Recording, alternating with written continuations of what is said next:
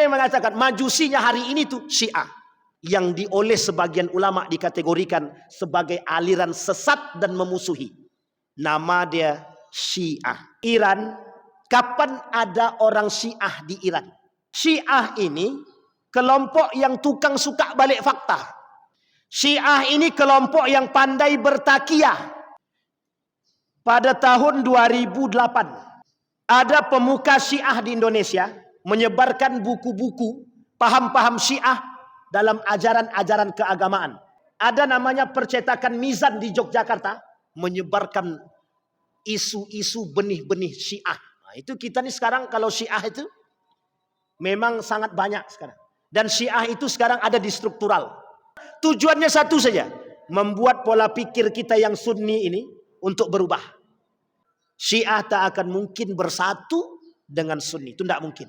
Itu musuh nyata kita, pengkhianat terbesar dalam Islam.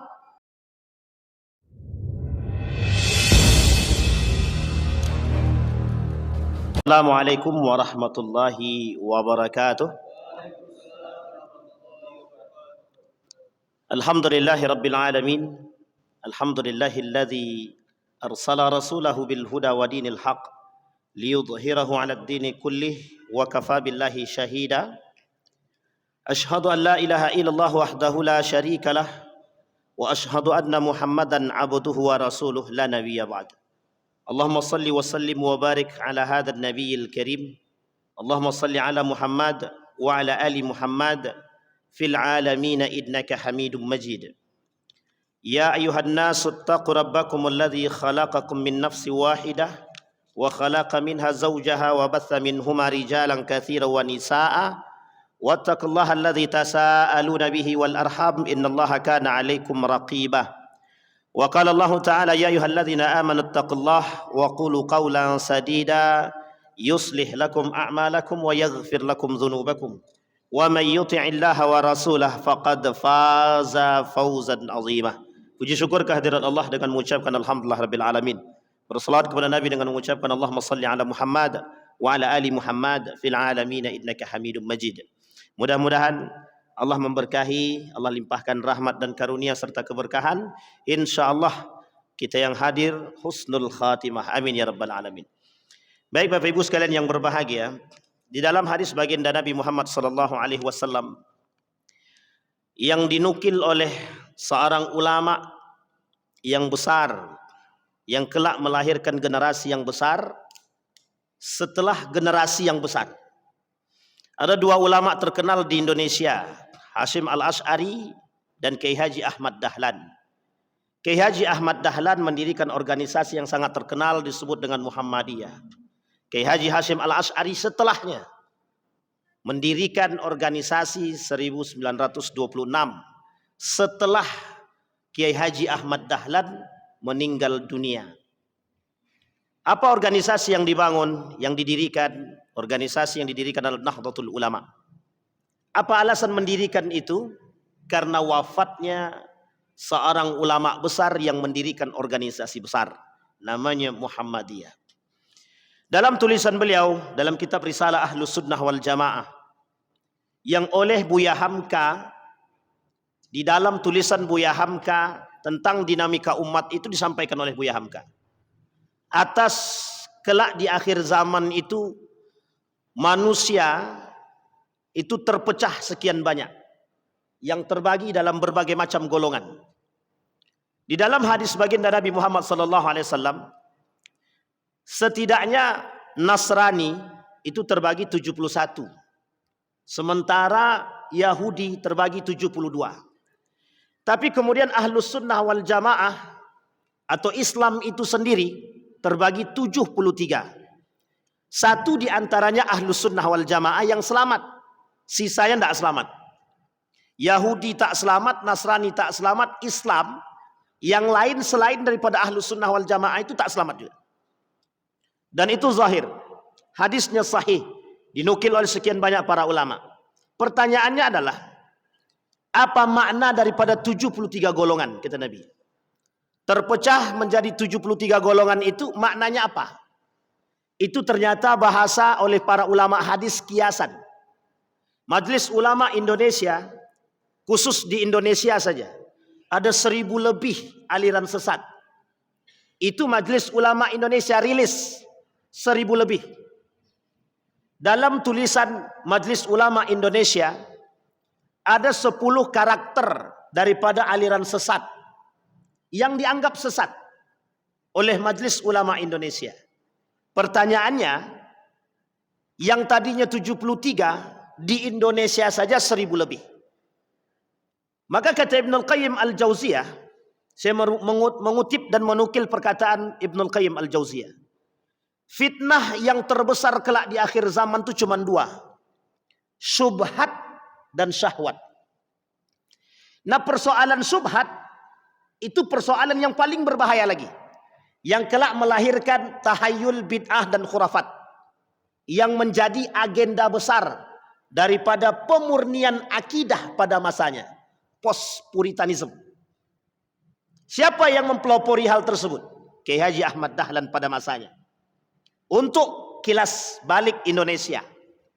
Yang kemudian pada masa itu todongan banyak. Yang menganggap bahwa apa yang dilakukan Kiai Haji Ahmad Dahlan itu adalah bentuk daripada pengacauan umat dan pembelah. Mereka tuduh begitu. Alasannya kenapa? Alasannya menghapus yang disebut dengan bid'ah, tahayul dan khurafat. Yang kelak di akhir zaman itu menjadi fitnah terbesar. Dalam bahasa lain fitnah syubhat, anak daripada fitnah syubhat itu kelak ada namanya bid'ah. Dan Nabi bilang dalam hadisnya, kelak di akhir zaman itu kata Nabi, pelaku-pelaku bid'ah itu bertebaran. Dan sangat banyak sekali.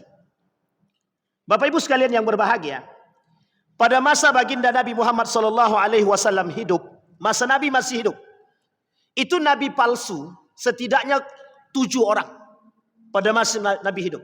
Itu ada 7. Nabi masih hidup. Sampai Nabi bilang begini, satu ketika Nabi ingin memberikan harta rampasan kepada para sahabat, diberikan kepada para pejuang. Datang seorang pemuda bernama Dzul Khuwaisirah. Ini perlu diingat baik-baik nama ini.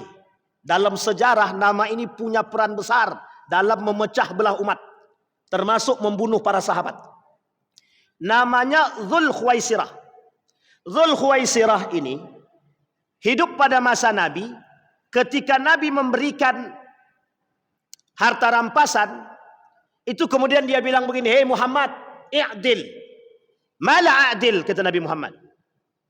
Nabi dibilang, "Hei Muhammad," dia tidak pakai kata Rasul, tidak pakai kata Nabi, tidak. Dia bilang, "Hei Muhammad, yang adil dong," kata dia. Tapi kemudian Nabi bilang, "Kalau aku tak bisa berlaku adil, siapa yang bisa berlaku adil?" Kata Nabi. Kata Umar bin Khattab, "Pokoknya Nabi kita bunuh aja nih orang. Dak niat naktul," kata dia. Ini Umar bin Khattab, karakter dia.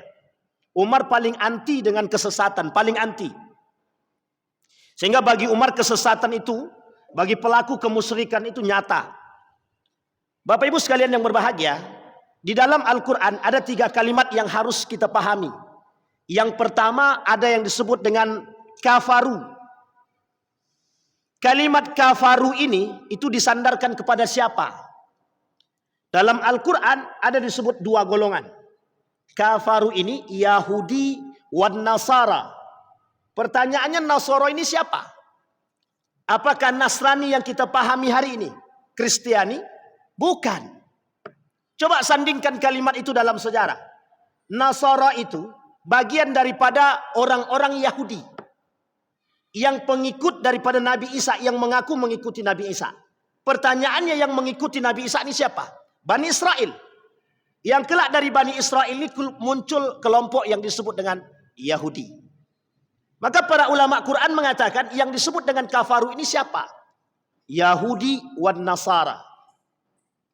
Kemudian ada kalimat selanjutnya di dalam Al-Quran, namanya asyraku, yang diberi gelar musyrikun. Siapa musyrikun di situ?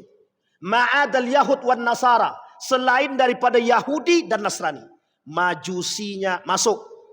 Maka ada yang mengatakan, mohon maaf jangan tersinggung, ada yang mengatakan majusinya hari ini tuh Syiah. Majusinya hari ini Syiah. Bahkan ada yang lebih frontal mengatakan, seorang alumni India dan mengambil jurusan Al-Quran di Universitas Islam Madinah, apa kata dia? Musyrikunul yaum orang musyrik hari ini itu majusil ad, majusi sekarang. Siapa mereka? India. Sampai berani dia katakan India. Kenapa dia katakan India? Laisan minan nasara. Mereka bukan dari orang Nasara. Dan ini poin penting, Pak. Asyraku, orang-orang musyrik. Pertanyaannya, siapa orang-orang musyrik di sini? Yang menyembah selain daripada Allah. Atau orang muslim yang menyembah selain daripada Allah, atau menduakan Allah. Masuk dalam kategori asyraku. Yang menyembah patung, musyrik. Yang menyembah matahari, musyrik. Yang menyembah api. Yang menyembah dan lain sebagainya. Masuk dalam kategori musyrikun. Ternyata yang dimaksud asyraku dalam Al-Quran adalah mereka ini. Nah, maka dikatakan majusinya dari golongan umat muslim itu, sebagian ulama mengatakan Syiah sekarang. Tapi ini tak ada kaitan antara perang perang Israel dengan Iran ya. Nanti kapan-kapan kita sikat itu. Tapi poin pentingnya di situ, Pak. Asyrakunya di situ. Maka Yahudi dan Nasara dan asyraku orang-orang musyrik. Yahudi dan Nasara masuk dalam kalimat kafaru, orang-orang yang kafir. Jelas apa makna kafir tersebut? Menutupi diri daripada kebenaran. Yahudi menentang Tuhan, Bani Israel. Dan itu pengkhianatan yang pernah mereka lakukan. Nasara sama, yang menyalib Nabi Isa alaihissalam dalam pandangan mereka. Meskipun bukan Nabi Isa yang disalib. Kembali kepada poin tadi. Pada masa Nabi Muhammad SAW hidup bergandengan Yahudi, Nasara di Madinah. Dan uniknya hidup di masa Nabi juga yang bersanding dengan Nabi bukan hanya Yahudi, bukan hanya Nasara, tapi juga al-munafiqun. Yahudi sempat masuk Islam ketika kiblatnya masih di Masjidil Aqsa. Kata kaum Yahudi, kami akan tetap bersama dengan Muhammad dan kami Muslim. Setelah perintah atau turun, apa yang turun? Ayat, fawalli wajhaka syatral Masjidil Haram.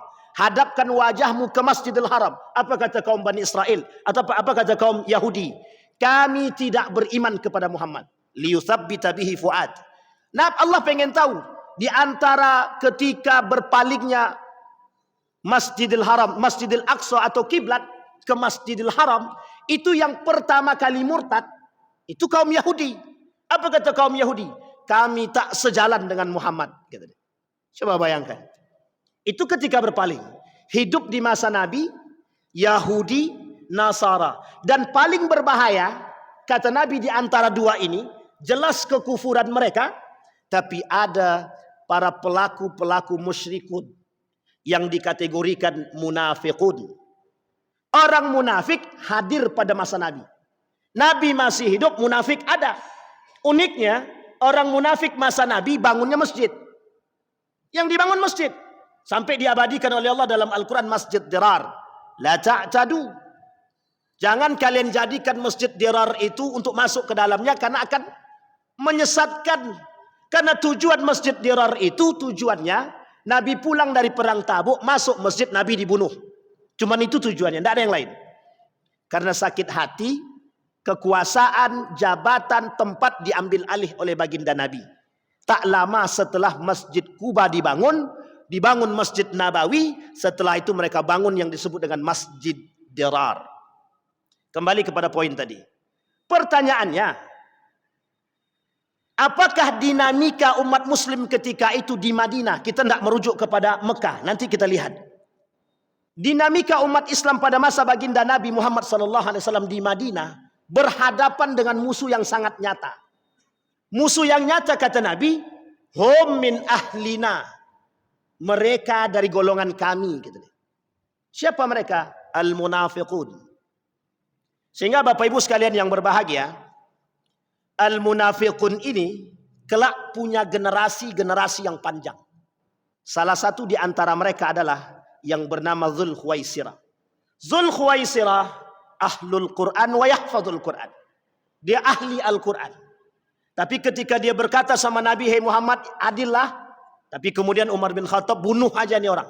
Kata Nabi, "Tinggalkan dia. Akan muncul dari golongan kalian, akan muncul dari umat-umat setelah kalian itu orang-orang seperti dia. Baca Quran cuma sampai di tenggorokan.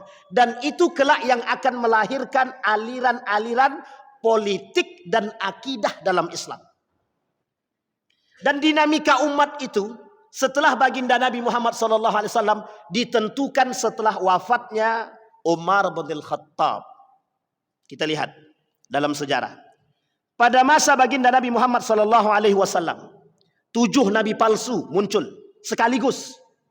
Tidak satu-satu Pak, muncul sekaligus. Kalau sekarang kan nabi palsu tak banyak. Cuman satu-satu setiap masa. Gitu. Tapi mungkin makin zaman, makin akhir, makin banyak yang mengaku nabi. Uniknya, di akhir zaman tuh, tidak ada yang mengaku syaitan aja. Tapi ngaku nabi ada, ngaku Tuhan ada, ngaku malaikat ada. Yang tidak ngaku, yang tidak mau ngaku jadi syaitan tuh tidak mau dia. Tapi perilakunya lebih parah daripada Fir'aun. Itu banyak di akhir zaman. Boleh Bapak Ibu buka dalam Abwabul Fitan atau Kitabul Fitan. Karangan dalam kitab Sunan Abi Daud, dalam kitab Sunan Ibnu Majah. Itu persoalan fitan itu persoalan karakter-karakter Fir'aun yang Allah sebutkan 16 karakter dalam Al-Quran di beberapa surat. Satu di antaranya karakter-karakter congkak, angkuh. Dan itu semua ada. Nah, kembali kepada poin tadi Bapak Ibu sekalian yang berbahagia. Pada masa Nabi 7 nabi palsu. Wafat baginda Nabi Muhammad SAW, tersisa 3 nabi palsu, antara lain diantaranya adalah Musailam al-Kadzab yang oleh Abu Bakrin Siddiq diperangi. Pertanyaannya, apa alasan Abu Bakar memerangi nabi palsu?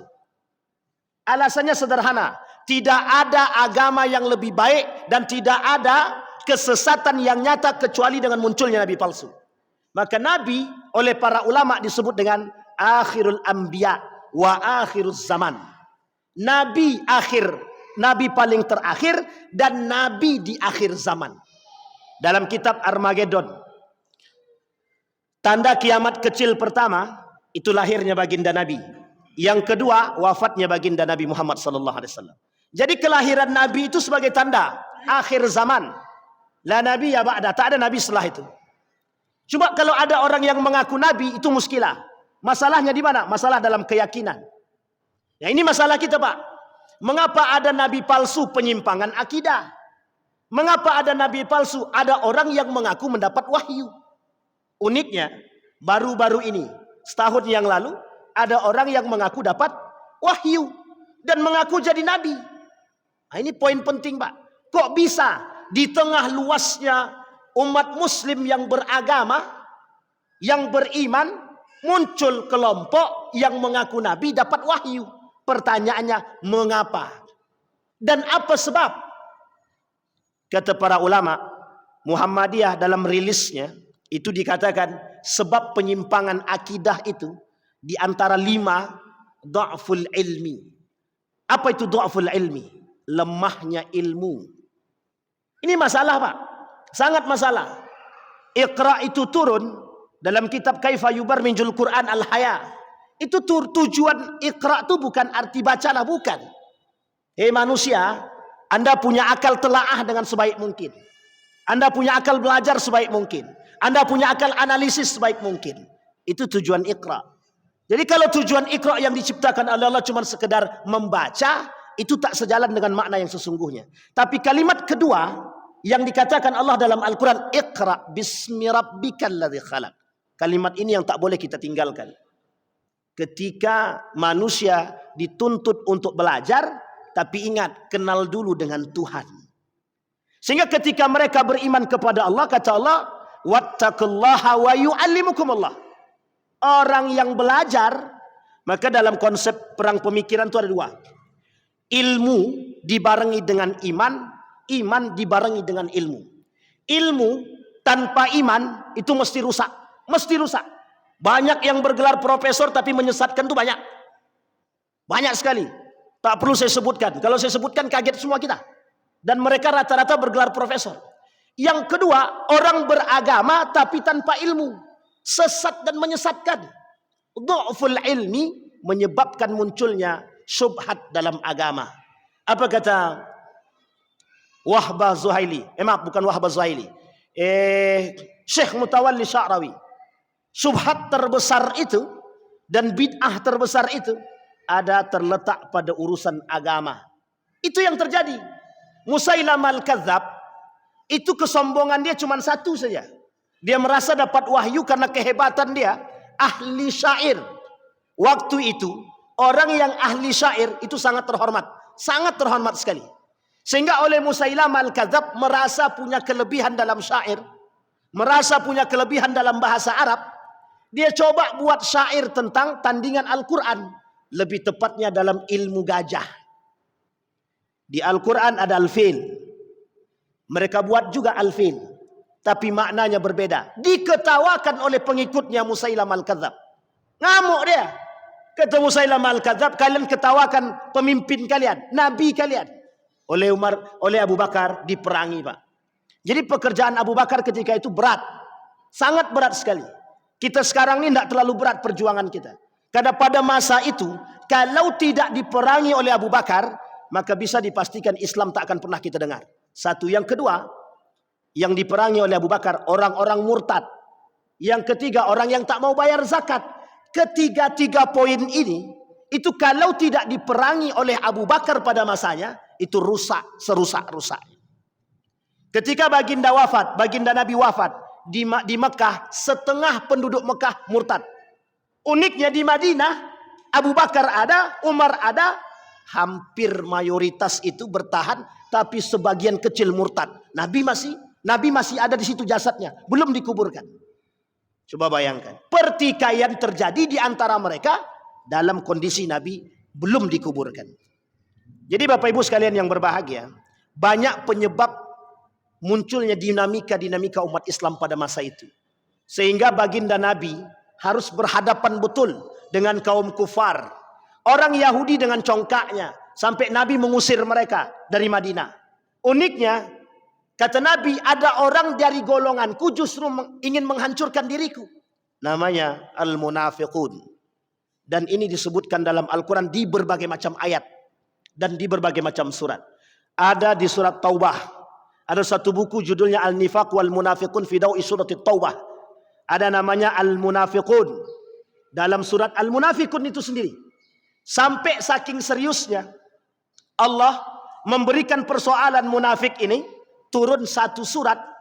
Dalam surat itu bernama Al-Munafiqun. Pertanyaannya, Al-Munafiqun ini dari golongan umat muslimkah atau munafikkah? Maaf, dari golongan umat muslimkah atau orang kafirkah? Munafikun ini kafir atau orang muslim? Syekh Saleh Fauzan dalam kitabnya Aqidah, Syekh Saleh Fauzan dalam kitabnya Aqidah menuliskan an-nifaq terbagi dua, nifaqul asghar wal akbar, dan itu dari golongan orang-orang muslim, izharul Islam wa ibtalul kufri, munafik semua. Pertanyaannya adalah, kapan munculnya aliran-aliran itu? Apakah secara eksplisit muncul pada masa Nabi? Tak. Pada masa Nabi, benih-benih kerusakan itu muncul. Tapi lebih tepatnya setelah wafatnya Umar bin Khattab. Jadi Umar bin Khattab oleh Nabi disebut sebagai pintu. Pintu penghalang fitnah. Dalam kitab Mauqiful Al-Fitan fi Mauqiful Ulama. Mauqiful Ulama fil Fitan. Sikap para ulama dalam persoalan fitnah. Satu di antaranya dalam kitab tersebut dibahas persoalan pertama. Ketika pintu ini terbuka, maka semua fitnah mengalir. Hudzaifah tanya, atadruna man huwal bab? Tahu kalian siapa pintu tersebut? Dijawab oleh para sahabat, tidak ada yang tahu. Kata Hudzaifah bin Yaman, huwa Umar bin Khattab. Apa yang terjadi? Wafat Umar bin Khattab, semua fitnah-fitnah itu terbuka. Orang yang pertama yang menemukan fitnah itu, yang mendapatkan fitnah itu, baik syubhatnya ataupun syahwatnya, terjadi pada masa Utsman bin Affan. Umar bin Khattab, yang membunuh Umar bin Khattab, itu mengerti agama, paham Al-Quran. Yang membunuh Utsman bin Affan, itu menggunakan Bismillah Allahu Akbar, paham Al-Quran, mengerti agama. 6 orang dengan tusukan yang bertubi-tubi. Yang membunuh Ali bin Abi Thalib mengerti agama, mengerti betul dengan Al-Quran. Yang membunuh atau meracun Al-Hasan sama mengerti Al-Quran. Yang membunuh Al-Husain yang menggorok lehernya paham Al-Quran, bahkan hafal Al-Quran. Pertanyaannya, muslim atau non-muslim? Muslim atau kafir? Muslim. Artinya yang membunuh Muslim itu sendiri. Dengan dalih, dengan kalimat Al-Quran, dengan kalimat Islam. Sama Pak. Dan itu syubhat terbesar kita hari ini. Dan itu dinamika umat Muslim hari ini. Dan itu problematika umat Muslim hari ini. Maka kalau umat Muslim mau punya perhatian khusus dalam aspek ini, maka akan ketemu Pak titiknya. Di mana persoalannya? Persoalannya sederhana. Cara memahami agama. Dia poinnya di situ. Kembali kepada poin tadi. Maka kata baginda Nabi Muhammad SAW, semasa Nabi hidup, Nabi palsu muncul. Orang-orang munafik muncul. Sampai Huzaifah memegang 40 nama orang munafik. 40 nama. Umar datang, ada anak nama aku di situ. Kata Huzaifah, dia tak mau menyampaikan, tak mau menyebutkan. Huzaifah sampai hayat dia mati, dia tak pernah sebutkan 40 orang itu. Kaum munafik. Dan uniknya kaum munafik itu, tukang melakukan pecah belah umat pada masa baginda Nabi Muhammad SAW. Kembali kepada poin. Umar bin Khattab meninggal, dibunuh. Fitnah mulai bermunculan. 6 tahun kepemimpinan Utsman bin Affan, semua menyayangi Utsman bin Affan. 6 tahun terakhir muncul sebuah fitnah. Disitulah datangnya para Utsman bin Affan dari Mesir. Yang ketika itu terindikasi, mohon maaf, ketika itu terindikasi mengikuti paham yang mereka katakan kami pengikut Ali bin Abi Thalib. Propaganda yang mereka bangun ketika itu untuk merusak citra Ali bin Abi Thalib, yang setelah itu Ali bin Abi Thalib bertikai dengan Siti Aisyah yang disebut diabadikan dalam sejarah nama perangnya Perang Jamal. Tidak ada pertumpahan darah. Ketidakpercayaan Siti Aisyah kepada Ali bin Abi Thalib yang tidak bisa menumpas. Ali tak tahu menau. Setelah terbunuh Utsman, Ali datang, pembunuhnya sudah nggak ada. Pembunuhnya udah nggak ada. Yang tersisa istri dia yang masih hidup dalam kondisi tangan yang patah dan dipatahkan. Sementara ajudan dia, kalau bahasa sekarang, Utsman bin Affan, itu dibunuh. Jadi yang membantu Utsman dibunuh. Istri dia patah tangan dia, dipatahkan. Jadi jangan salah Pak. Pembunuhan pada masa Utsman itu sadis. Pada masa Ali sadis. Dan paling sadis lagi nanti pada masa Al-Husain. Dan yang dilakukan dalam bentuk kebahagiaan. Mengatasnamakan Allah. Mengatasnamakan Islam. Apa kata mereka? Ya Allah, aku serahkan jasad Utsman ibn Affan untukmu. Atas kezaliman yang dia buat. Coba bayangkan. Sahabat Nabi yang sudah dipastikan masuk Islam. Bertikai Ali dengan Aisyah. Karena Ali oleh Nabi sudah disampaikan dalam hadis. Kata Nabi kepada Ali bin Abi Thalib, sini. Kelak engkau akan bertikai dengan Ummul Mukminin. Langsung galau Ali bin Abi Thalib. Maksudnya, waktu itu saya celakakah? Dia bertanya sama Nabi. Jawab Nabi, tidak. Engkau akan menang atas diri dia. Dan jika engkau masih dapatkan dia, letakkan dia kembali di tempatnya. Betul Pak. Ali menang atas Aisyah. Ali biarkan Aisyah kembali ke Madinah. Dan Aisyah tetap di Madinah. Ali pindahkan kerajaan sistem khalifah ketika itu. Dari Madinah pindah ke Kufah. Yang hari ini kita sebut sebagai Irak. Yang dulunya Babilonia. Ini sejarah nih Bapak Ibu. Perlu dipahami. Singkat cerita. Ini singkat cerita aja nih Pak. Muawiyah tidak terima. Kata Muawiyah tidak begitu. Pokoknya Ali harus mencari pembunuh Utsman. Aku tidak akan berbaiat kepada Ali sampai dia temukan. Kata Ali bin Abi Thalib. Itu Muawiyah berkhianat kepada kami. Datang tukang gesek di belakang. Betul tuh. Habiskan aja. Lawan aja. Tukang gesek dari sisi Muawiyah juga begitu. Udahlah pokoknya perang. Terjadi perang yang disebut dengan perang Siffin. 45.000 yang meninggal dari kalangan Muawiyah. 25.000 yang meninggal dari golongan Ali bin Abi Thalib. Dimenangkan oleh Ali. Muawiyah tahu kondisinya sudah tak baik. Dibuatlah namanya arbitrase. Arbitrase perdamaian. Diikat Al-Quran. Ditombak. Diangkat Al-Quran dalam bentuk perdamaian. Abu Musa al-Ash'ari yang ketika itu menjadi negosiatornya. Dan yang ikut mendukung, memaksa Ali untuk menyetujui, rakyat Kufah yang pada masa itu mendesak Ali bin Abi Thalib untuk menyetujui. Singkat cerita Bapak Ibu sekalian yang berbahagia, mereka pula lah yang mengkhianati Ali bin Abi Thalib setelah pulang dari tempat pertempuran menuju Kufah. Di perbatasan Harura keluarlah 200 lebih dari golongan mereka yang mengakui mengikut Ali, yang kelak mereka disebut sebagai golongan Khawarij. Dan ini golongan yang diperangi oleh Ali dalam perang yang disebut dengan Perang Nahrawan. Dihabisin sama Ali bin Abi Thalib semuanya. Dalam riwayat yang lain, kalau kita baca dalam sejarah yang lain, Ali menyisakan 10 kaum munafik. 10 kaum Khawarij itu disisakan 10. Dalam riwayat yang lain dihabisin semua oleh Ali bin Abi Thalib. Tidak ada yang ditinggalkan. Tapi ulama lebih condong pada yang 10. Yang 10 ini bukan ditinggalkan, tapi lari kalang kabut. Satu di antara mereka anak daripada Dzul Khuwaisirah. Yang ketika itu dalam perang Khawarij itu Dzul Khuwaisirah terbunuh. Dan anaknya lari, kelak yang akan membunuh Al-Husain pada perang Karbala, dan dia mengikuti itu. Di mana? Perbatasan dekat Kufah. Jadi Bapak Ibu sekalian yang berbahagia, Nabi pernah bilang begini dalam hadisnya. Kelak akan muncul 3 kekuatan Islam yang besar. Yang pertama dari Irak, yang kedua dari Yaman, yang ketiga dari Palestina. Dari Irak, kata para ulama, tidak bisa dijadikan sandaran karena banyak di antara mereka para pengkhianat. Yang dari Yaman tak memiliki kekuatan yang lebih, tapi memang Yaman selalu membantu. Dan yang ketiga dari Palestina, Syam. Palestina, Yordania, Suriah, kemudian satu lagi Libanon. Ini kekuatan Muslim akan muncul dari sini. Kembali kepada poin tadi. Meninggal Utsman bin Affan, bertikai Ali dengan Aisyah, bertikai juga Ali dengan Muawiyah. Disinilah Bapak Ibu sekalian yang berbahagia, secara eksplisit umat Muslim mulai terpecah. Muncul kelompok pertama yang disebut dengan Khawarij.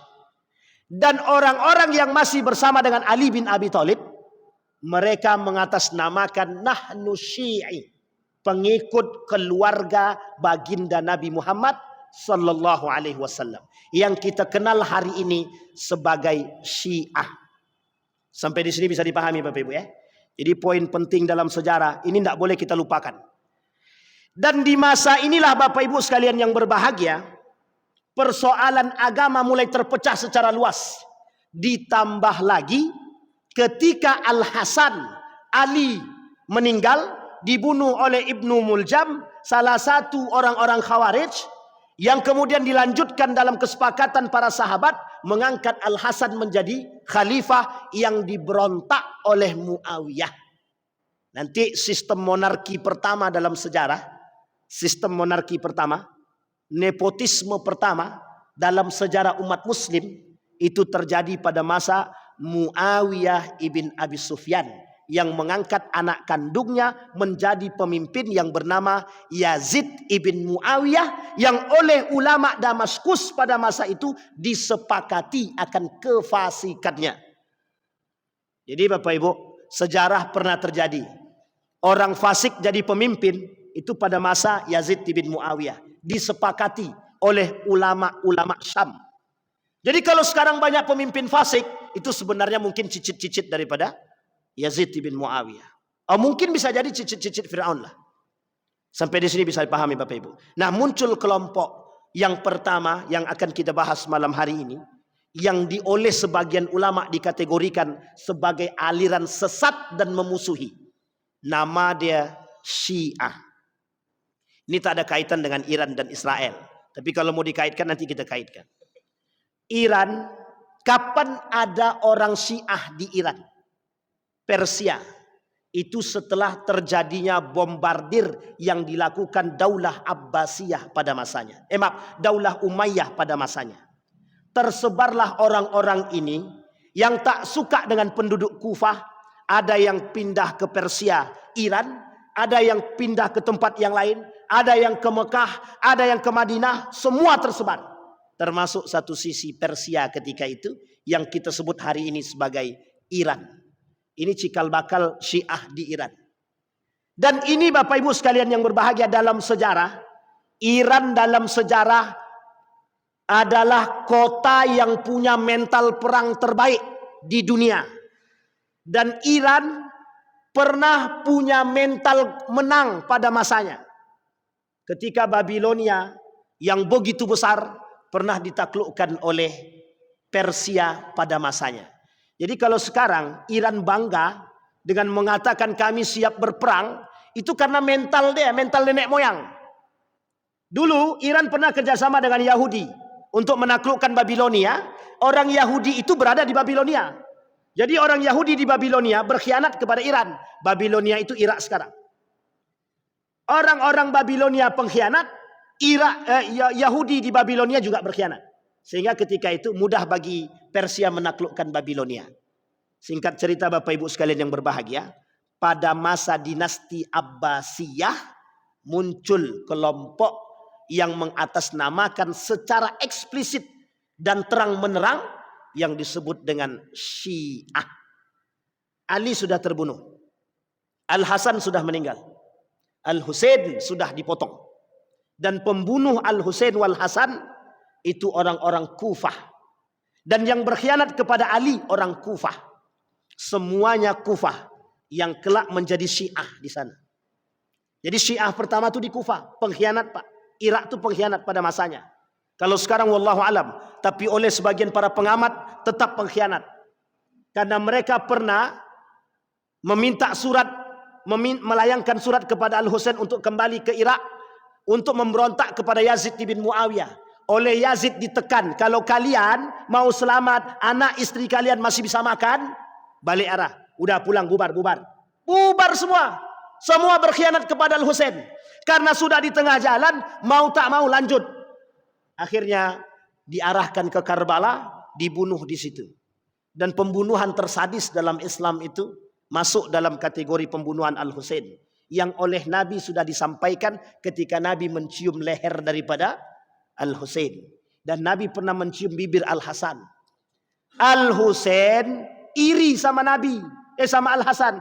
Kenapa kok Al-Hasan dicium bibirnya sementara aku leher? Disampaikan oleh Nabi kepada anaknya Fatimah. Kelak cucuku akan mati, meninggal setelah melakukan perdamaian. Betul Pak.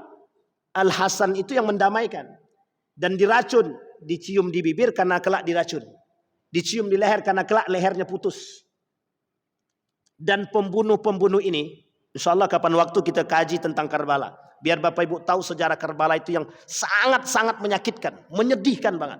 Uniknya dalam sejarah Karbala itu, anaknya Al-Husain itu, yang baru lahir 6 bulan, itu di samping medan perang di pinggiran Karbala, itu ada sungai.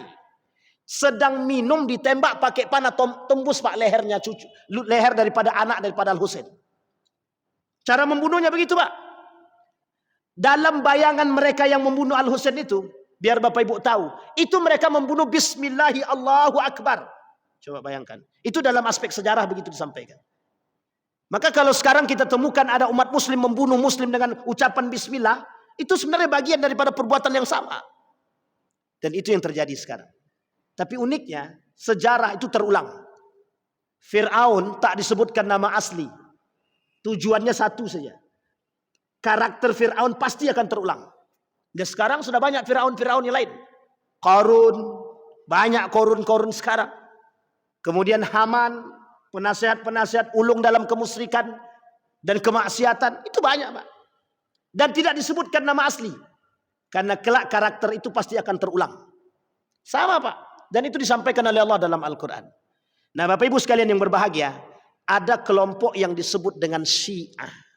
Yang mengaku sebagai pengikut Ali bin Abi Thalib. Di masa Ali masih hidup, mereka sudah mengaku pengikut Ali, tapi Ali kata saya bukan Syiah. Ali pernah berkata bahwa diri dia bukan Syiah. Setelah Ali meninggal, deklarasi Syiah itu lebih tepatnya pada masa dinasti Abbasiyah, ketika Al-Abbas berhasil menumpas kezaliman yang dilakukan oleh dinasti Umayyah. Ini sebenarnya perang saudara karena rasa sakit hati.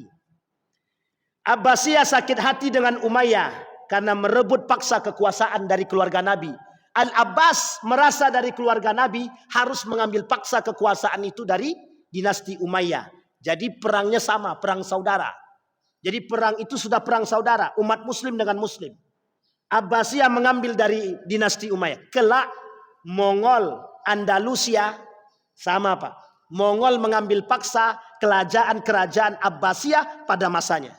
Disebabkan ketidakpercayaan umat muslim kerajaan kecil yang berada di sekitar Abbasiyah. Termasuk ketika itu kerajaan At-Turk. Itu kerajaan kecil di Turki yang kelak yang akan mengambil alih dalam dinasti Utsmaniyah setelah beberapa tahun yang akan datang. Jadi Bapak Ibu sekalian yang berbahagia, kita ini selalu diselimuti dengan perang saudara. Uniknya, para kaum munafik yang masuk ke dalam itu yang menjadikan provokatornya di situ. Syiah yang memprovokator untuk berperang. Kemudian Syiah juga yang memprovokator lawan untuk berperang. Jadi terjadi adu domba. Kapan Syiah punya pemahaman yang sesat dan menyesatkan? Bukan pada masa dinasti Abbasiyah. Lebih tepatnya setelahnya. Jadi pemahaman Syiah atau sesatnya akidah Syiah itu nanti setelah dinasti Abbasiyah, lebih tepatnya di akhir kepemimpinan dinasti Abbasiyah. Apa kesesatan yang paling nyata? Kesesatan yang paling nyata yang mulai ditonjolkan oleh mereka adalah ketika Ali bin Abi Thalib tidak diangkat menjadi khalifah pada masa Utsman bin Affan. Jadi sakit hatinya sudah mulai tertanam lama.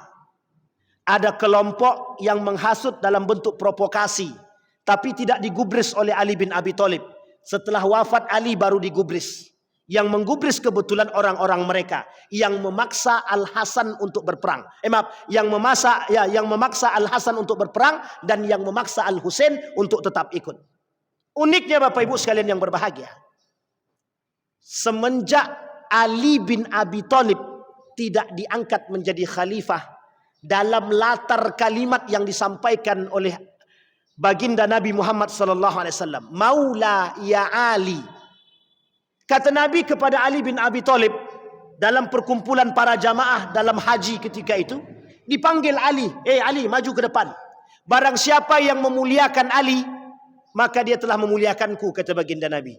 Kalimat ini dipahami oleh kelompok pengikut Ali sebagai latar bahwa Ali lah yang paling berhak menjadi pemimpin setelah baginda Nabi Muhammad SAW. Oleh Abu Bakar, ini Abu Bakar Bapak Ibu, kata mereka, nanti kita lihat sejarahnya dalam kitab Nahjul Balaghah dan dalam kitabnya, saya lupa nama kitabnya itu ada dalam kitab itu. Apa kata mereka? Abu Bakar dengan Umar bin Khattab memaksa masuk ke rumah Ali bin Abi Thalib dan Fatimah. Singkat cerita, mereka paksa Fatimah untuk berbaiat kepada Ali bin Abi Thalib. Berbaiat kepada Abu Bakar Siddiq. Tapi Fatimah tidak mau karena baru meninggal ayah tercinta. Singkat cerita, dalam kitab As-Saqifah namanya.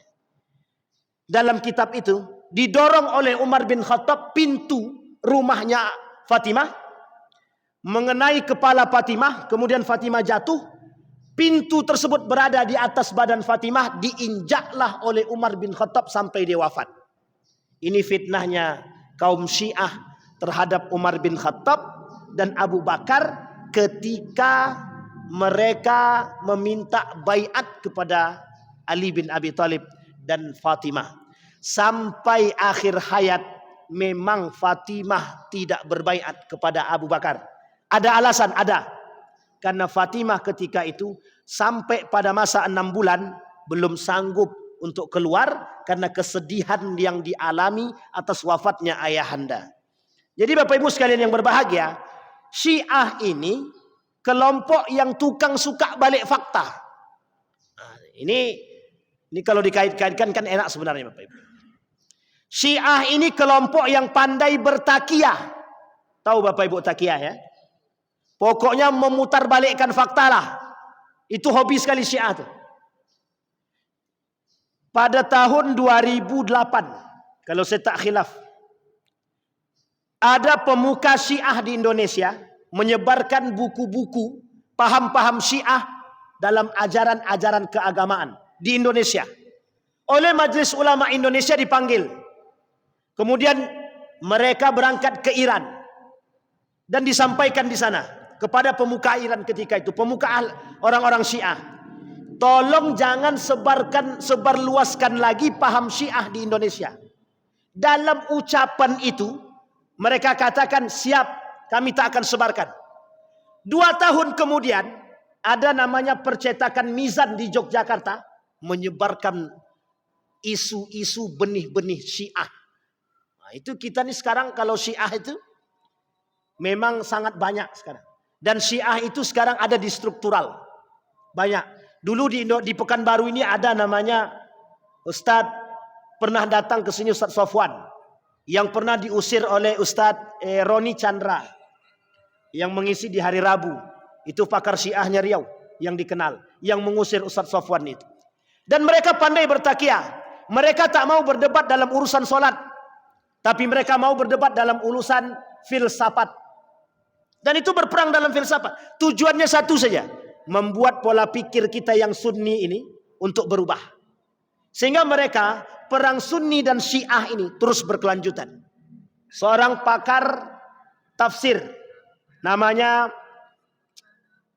siapa namanya itu? Penulis kitab tafsir Al-Misbah, Quraisy Shihab.